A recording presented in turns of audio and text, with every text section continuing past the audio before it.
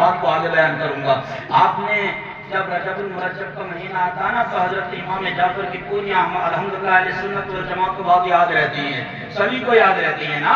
جو نہیں کھاتے انہیں بھی یاد رہتی ہیں کہ فلاں جگہ ہمارا رشتہ دار ہے, چلو پوریاں بنی ہوں گی, کھا کر کے آئیں گے. اللہ اکبر. ان کے کیا نام ہے ان کا؟ حضرت امام جعفر صادق رضی اللہ تعالیٰ عنہ. ان کے والد کا نام ہے حضرت امام باقر رضی اللہ تعالیٰ عنہ. اب آپ حضرت امام باقر کون ہیں؟ ان کے والد کا نام ہے حضرت امام زین العابدین, اور امام زین العابدین کے والد کا نام ہے حضرت امام حسین. امام حسین کے والد کا نام ہے مولائے کائنات.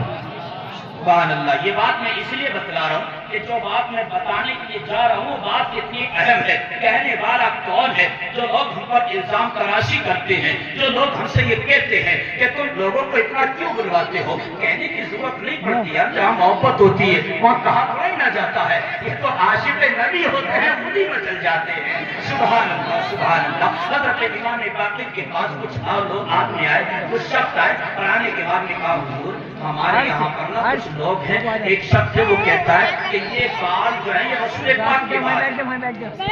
کیا یہ رسول پاک کے بال ہے؟ اب ہم کیسے مانے؟ کیا بات دیکھیں, وہ کہتے ہیں کہ ہم کیسے مانے یہ نبی کے ہی بال ہے. ہو سکتا وہ جھوٹ بول رہا ہو. اس بات کا فیصلہ ہمیں کرنا ہے. کوئی بات تو کانٹے کی ہے نا ان کی. ہم میں سے کوئی چیز لا کر کے یہ کہنے لگے کہ بھئی بروالا والوں یہ جو چیز ہے یہ نبی پاک کی چیز لے کر کے آئے ہیں, ایسی کیسے مان لیں گے؟ کوئی دلیل بھی تو ہونی چاہیے, کوئی ثبوت بھی تو ہونا چاہیے.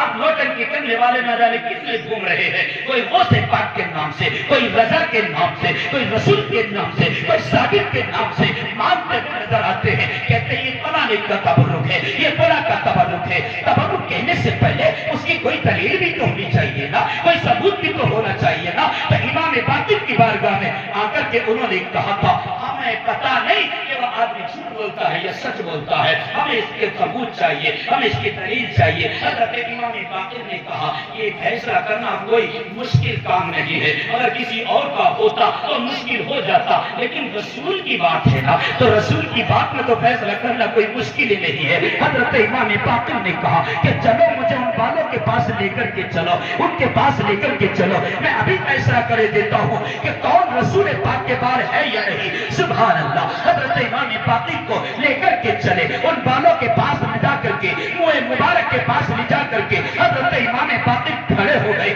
تاریخ بتاتی ہے, مورخ نے لکھا ہے کہ اس کے اندر جو بال تھے وہ عدد 7 تھے, یعنی 5 اور 2 7 عدد ہے. اور دیکھ رہے ہیں لوگ, بھیڑ لگی ہوئی ہے, آج فیصلہ ہونا ہے, فیصلے کی تاریخ ہے. حضرت امام باقر نے جا کر کے وہاں کھڑے ہو کر کے ہاتھ باندھ کر کے بڑے ادب کے ساتھ میں پڑھنا شروع کر دیا. الصلاۃ والسلام علیک یا رسول اللہ, الصلاۃ والسلام علیک یا نبی اللہ, الصلاۃ والسلام علیک یا حبیب اللہ, الصلاۃ والسلام علیک یا رسول اللہ. حضرت امام باقر نبی پر درود و سلام پڑھتے چلے جا رہے ہیں. ادھر سے وہ جو بال ہے اس کے اندر 4 بار جھومنے لگے, کھڑے ہو گئے. جیسے ہی نبی کا نام سنا بالوں نے جھومنا شروع کر دیا.